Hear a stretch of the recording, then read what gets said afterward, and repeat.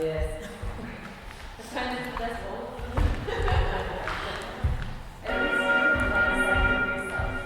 Because that's what I used to do. I have of late, but wherefore I know not, lost all my mirth. A mole has emerged from JD Sports and now wanders the streets of Byker, bleary-eyed and unsure of the stability of the ground. He is thin, and his cheeks are wasting. He hasn't eaten enough over the winter period. He's a bit fucking sketchy, on edge, alert but unresponsive. There's no God at his feet and they stumble. He exists without direction and sits outside of himself, as he sees what he does, but he is not wholly aware of his intention.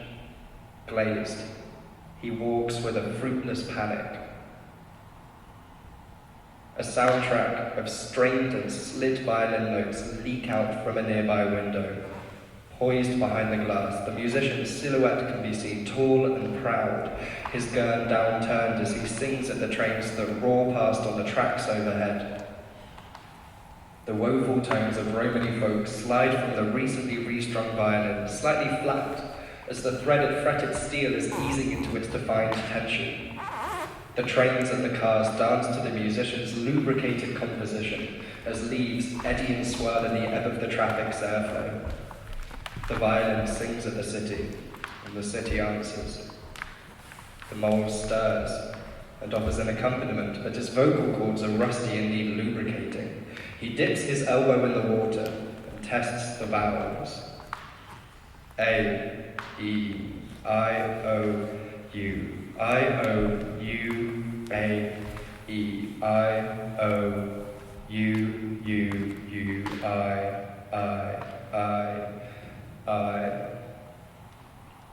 He has drawn attention to himself. He's being watched, hunted. Oh. Vultures circle. Children on BMXs, too big for their bodies but too small for their egos, flash between buildings and peer out from concrete overhangs, racing and sliding to a stop with the violins glissando. Avoiding in alleyways, lurking, smirking, stalking their prey, exchanging penny sweets and fabricated sex tips while they wait. Quick, about turn, edit. Return to the garden, Mr. Mole. Garden. Noun. 1. British. Not green as such, but an indeterminate space in which one can exist undisturbed. 2. Antediluvian. Our origin. See Genesis. 3. Subjective bliss. There is a house directly in front of Mr. Mole beneath the musician's stage. A flat set into a high-rise of homes, all stacked like dens, with cracks in the walls and crack behind doors, cemented together with the sticky residue that clings to teaspoons left too long beside limescale-riddled kettles, and the tar coughed up from lungs to line stairwell floors.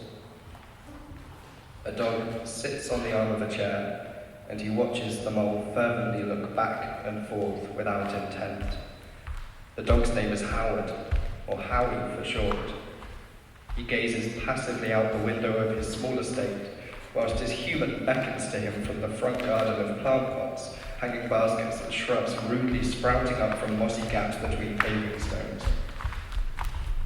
She is tearing a creeping vine from the red brick wall, steadily adding to the smattering of rust that settles at her ankles. Well, come on now, come out to the garden, she chants. Howard cocks his head with a vague air of nonchalance and rests his chin on the crux of the windowsill. He has already found his garden for the afternoon, with the sun tickling his wet black nose and the Romany folk filtering into his upturned inn. He shall probably remain there until he is coaxed away with the promise of gravy and anonymous meaty chunks. His human continues to chant. The daft woman doesn't understand, and her garden is incomplete without him. Howie winks at the mole. The mole can't hack it. He buries his dirtied hands deep into the side pockets of his Adidas jacket and pushes his chin into the collar. He looks away from Howard and down to the concrete around his feet, whilst he attempts to squeeze the moisture out from the bollard top in his right hand. He and the bollard are now structurally integral to one another's continuing verticality. If one moves, the other will fall. Neither he nor the bollard is assured of the stability of the ground beneath them. It has been left alone for too long, and the steady entropic surrender to weeds began a few years ago. The vultures continue to circle the weak, malnourished mole, hiss, and bark from the shadows. The mole's nerves tingle. He can't hide.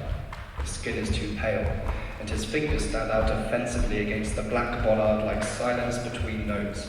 He has buried himself as deep as he can into his clothing. He can't let go of the bollard to move. He has no idea where might be safe to move to, but the risk must be taken. His statuary discomfort is itchy, and the vultures can sense his distress. He's vexed. Time to suss out a destination. Time to seek a garden. The violin breathes. Return to the garden, Mr. Mole. Break. The mole runs up the neck of the violin, scrabbling for air, searching for sunlight in the bleary afternoon cloud. He turns left, right, spins around, brick wall, back, left, right, stop, ponder, imperfect cadence. A bike tire skids sharply to a halt on a raised walkway. The puce is poured down, bubbling from the vat of a child's mouth like hot oil, vulgar against the violin's crescendo. Oh. The mole slips on the resulting slick beneath him, uncertain of his footing. Fall, roll, reach, skim. Without the structural rigidity of the bollard, he's fucked. He can't get his mind in check. He can't see straight, panicked by the wave of abuse that cascades down on him from meters above. He finds his feet with the aid of his hands and shuffles out of the corner in an effort to remove himself from the situation. He runs as the violin leaps. Left, right, straight, spin, brick wall, back, right again, straight, brick wall front, brick wall right, bike behind, bush left, peer under, lower to belly, crawl through leaves, stand, forwards, up the steps, down the corridor, hit the wall, fire exit sign is iridescent in garden green, hit the door running, break out, perfect cadence, breathe, breathe. Breathe, breathe, breathe, breathe, breathe, breathe, breathe, breathe, breathe.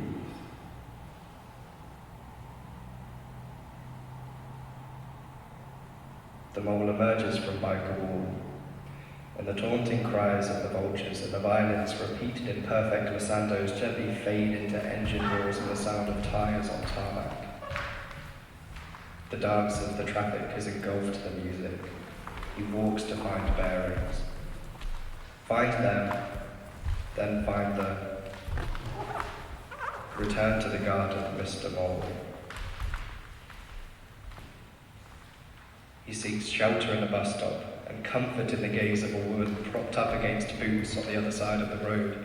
They hold each other for 3 long seconds as his heart rate steadies. What does she read in his face? Her pupils emanate something that he can't quite place his finger on. It's under the thumb and on the tip of the tongue, though I doubt she has anything to teach him. Nothing new, at least. She's too new. The woman stands primed and finished.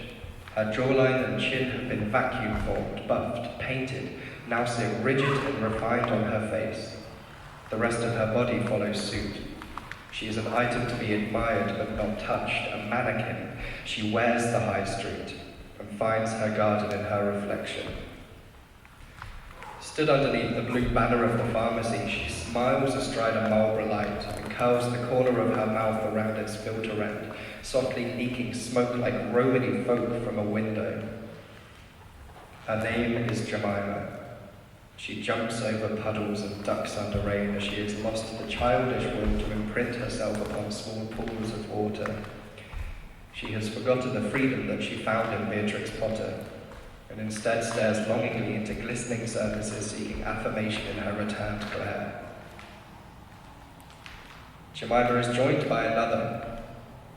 Unlike Boots, the apothecary carries his wares with him. He offers alternative views and alternative speech with his alternative medicines under the counter. No sales receipt. Bear them now, bear them. Test the valves. Dip your elbow in the water. A, E, I, O, U. I, O, U. The mole swiftly forgets the curve of Jemima's jaw, ultimately not that important in the grand scheme. He lets his pupils flutter from side to side as the world floods in, passive in his voyeurism. Return to the garden, Mr. Mole. His animosity and humanity are both the result and consequence of an antediluvian expulsion from the garden, and now he only catches glimpses of tranquility and harmony born in or found after hyperbolized experience. He is numb to normality. The musician finds his garden in conversation with the city. Jemima in reflection. The apothecary in his wares. Howard in his chair arm. His human in Howard. The vultures in their triumph over weak moles that squint unsure of the bright light of day. The mole has no garden. I have of late, but wherefore I know not, lost all my mirth, forgotten all custom of exercises, and indeed it goes so heavily with my disposition that this goodly frame, the earth, seems to me a sterile promontory, this most excellent canopy, the air.